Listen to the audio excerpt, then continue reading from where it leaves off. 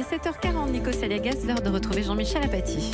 L'affaire Carlos Ghosn. Hier soir, le conseil d'administration de Renault s'est réuni pour évoquer l'après Carlos Ghosn précisément. Et une solution intérimaire a été trouvée. Fin de l'affaire, Jean-Michel Apathy, la page est tournée. La page est tournée. En tout cas, Carlos Ghosn est un peu effacé de tous les paysages. Depuis dimanche, il n'est défendu par personne.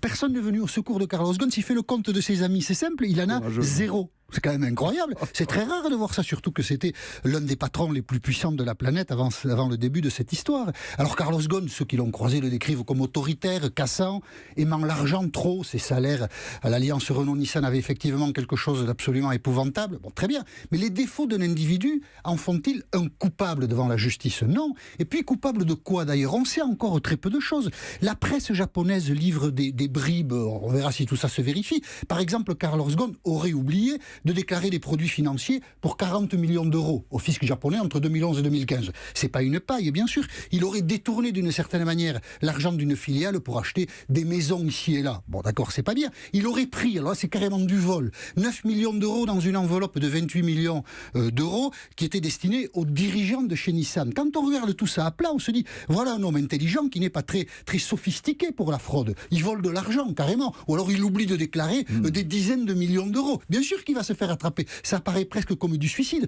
On est quand même très étonné de toutes ces accusations. On peut même se demander, parce que tout ça c'est uniquement dans la partie Nissan.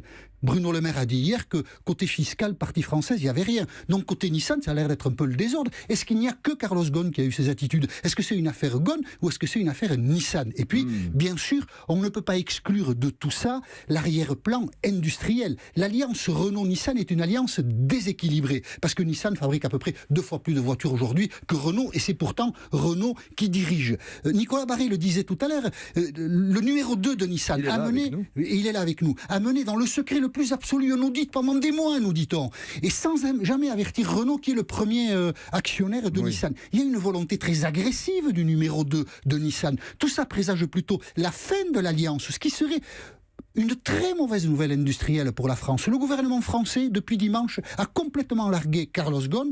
L'avenir dira si c'était une bonne attitude ou si c'était une attitude qui manquait beaucoup de clairvoyance.